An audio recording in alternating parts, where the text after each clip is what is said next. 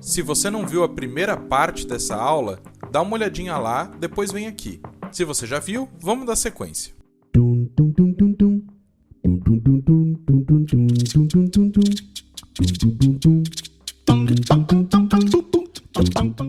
Bem-vindo, alunos e curiosos de plantão. Meu nome é Tarek e hoje nós vamos dar sequência à segunda parte da biografia de Darwin. Mas antes de começar o vídeo, um recadinho importante para vocês. Abrimos o Apoia-se aqui do canal. Nele você vai poder nos ajudar a manter o canal com a melhor qualidade possível, além de ter direito a uma série de benefícios como PowerPoints das aulas do canal, resumos, cronogramas de estudo e várias outras coisinhas que estarão listadas aqui na descrição do vídeo. Depois dá uma olhadinha e, se puder, nos apoie, é muito importante pra gente. Agora, sem mais enrolação, vamos pro vídeo. Depois da sua viagem, quando ele chegou em Cambridge, ele ganhou uma sala para organizar suas descobertas e em dezembro de 1837, ele escreveu o primeiro artigo da sua viagem. Durante esse período, ele foi mostrando seus achados para os pesquisadores mais famosos da época e ganhando renome entre as diversas áreas de estudos de animais e de geologia, devido à descoberta de fósseis na viagem. Em fevereiro do ano seguinte, ele foi convidado por Lyell, o cara lá do livro de geologia, para ir para Londres participar de um grupo de estudos dele, e ele aceitou o convite. Ali, as primeiras ideias do surgimento de novas espécies começaram a aparecer, com o auxílio de uma série de pesquisadores do grupo de estudo de Lyell. Em março desse mesmo ano, o Darwin começou a conjecturar: uma espécie se transforma em outra, e fez anotações para si mesmo. Durante esse período, ele recebeu uma verba para publicar os seus descobrimentos da viagem relacionados à zoologia, botânica e geologia. Porém, tanto trabalho fez ele adoecer e ele teve que se afastar em setembro de 1837 e, durante uma viagem para esquecer um pouco o seu trabalho, ele visitou alguns parentes em uma cidadezinha na Inglaterra, em especial uma tia que era inválida. A sua prima cuidava da sua tia, e Darwin teve muito contato com essa prima, pois ela era uma pessoa culta e inteligente. E daí vocês podem imaginar o resultado disso, certo? Ele não deu nenhuma bola para a prima. Na verdade, ele ficou durante a viagem inteira discutindo geologia com o seu tio. Porém, um tempo depois, em conversas por cartas com seu pai, o seu pai começou a forçar o Darwin a pensar no futuro dele, e que ele teria que ter alguém na vida para envelhecer junto e cuidar dele. Assim, o Darwin ficou relutante com a ideia, mas o seu pai delicadamente sugeriu que iria cortar as verbas de financiamento das suas pesquisas caso ele não casasse. Então Darwin, de bom grado, falou que ia procurar alguém. Em julho do ano seguinte, ele voltou a visitar aquela tia enferma, com o intuito agora de encontrar a sua prima, no qual tinha causado um grande impacto nele. E, com uma convicção inabalável que era importante se casar, ele pediu Emma em casamento. Em 1839, ele se casou com essa sua prima Emma e eles tiveram uma vida bem ativa. Tiveram 13 filhos, sendo que desses 13, 3 morreram prematuramente. Ela foi muito importante na vida dele, porque durante todo o período de trabalho que ele teve, ela deu suporte para a teoria dele e para ele mesmo, para que ele pudesse desenvolver toda a sua teoria. Vale destacar também que essa moça era uma pessoa extremamente religiosa. Durante os anos seguintes ao casamento, ele foi pegando material de tripulantes, companheiros e colegas, tanto da academia quanto da viagem de barco que ele fez. E ele começou a escrever diversos livros sobre o assunto, em especial a sua teoria da evolução. Nesse mesmo período, ele teve contato com outro pesquisador, Alfred Russel Wallace, que fez uma viagem semelhante ao Darwin e tinha umas ideias muito parecidas com ele.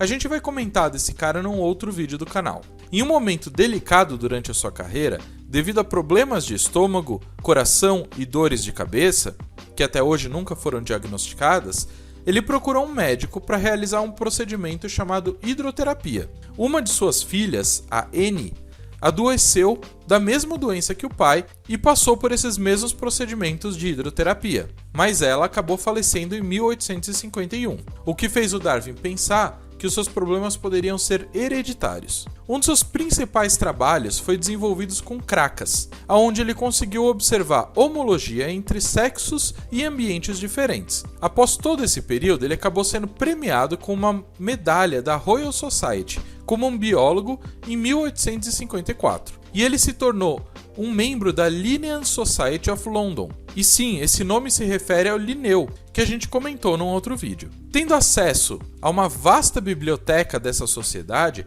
ele começou a formular com mais ênfase as suas teorias e contrapô-las àquelas que existiam na época, dando mais robustez à sua própria teoria. Durante esse período, ele se associou com outro pesquisador chamado Thomas Henry Huxley, que foi um grande promotor das ideias do Darwin. Nesse momento, o Darwin já tinha uma teoria formada, pelo menos em esboços e manuscritos, e um novo problema surgiu à sua cabeça.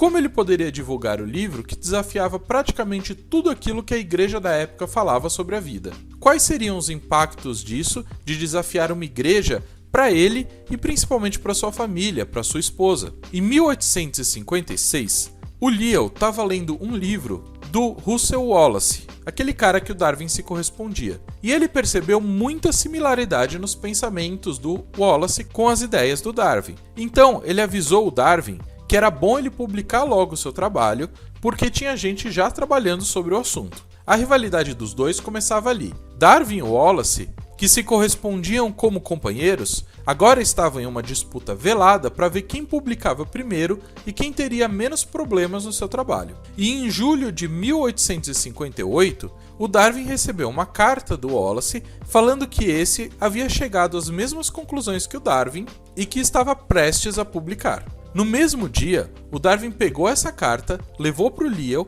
e esse, junto com outro cara chamado Joseph Hooker, fizeram uma apresentação dessas ideias do Darwin e do Wallace na Linnean Society sobre a evolução. O Darwin ele não compareceu a essa apresentação porque o seu filho bebê havia contraído escarlatina na época e acabou morrendo um tempo depois dessa doença. E o Wallace nem tinha sido avisado dessa apresentação, então ele também não foi. Claro que durante a apresentação ninguém gostou de imediato das ideias do Darwin e do Wallace, mas o Darwin insistiu em publicar o livro e no final, em 1859, ele finalmente publicou o livro A Origem das Espécies, com 1.250 cópias, colocando as teorias e argumentando exaustivamente com exemplos e detalhes das teorias. A gente vai abordar a teoria numa outra aula, aguardem. As suas ideias sofreram bastante durante o início, com muitas críticas fora do meio acadêmico, como jornais, revistas e etc., sempre satirizando Darwin e as suas ideias. Em especial a possibilidade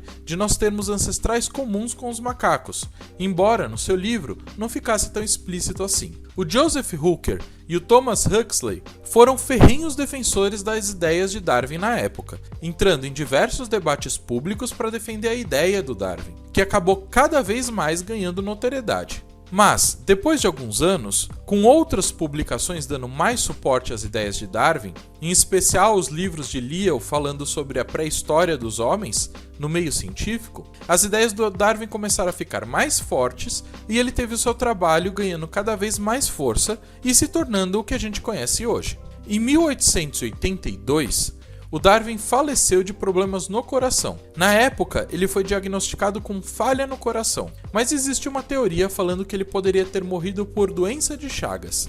Porque um tempo atrás, durante uma viagem à Argentina, ele tinha descrito que ele teve contato com barbeiros e que na época ele havia sofrido os mesmos sintomas que a doença de Chagas pode proporcionar. O Darwin, ele chegou a viver e ver tudo aquilo que a sua teoria proporcionou no meio científico, pelo menos o começo dela. O seu corpo foi enterrado na Abadia de Westminster, junto com John Haskell e Isaac Newton. Eu não preciso dizer que até hoje ele é reverenciado como um dos maiores pesquisadores de todos os tempos, e a sua contribuição para a ciência é vista e estudada até hoje. Como curiosidade, um dos principais prêmios que a Linnean Society pode fornecer até hoje para os seus integrantes é uma medalha chamada Medalha de Wallace Darwin, para exclusivamente descobertas envolvendo teorias da evolução. Eu espero que vocês tenham gostado do vídeo, não se esqueçam de curtir e compartilhar, e lembrem-se que toda semana temos um novo vídeo para você saber um pouco mais sobre a biologia. Então se inscreve no canal e ativa o sininho para sempre receber novas notificações. Muito obrigado!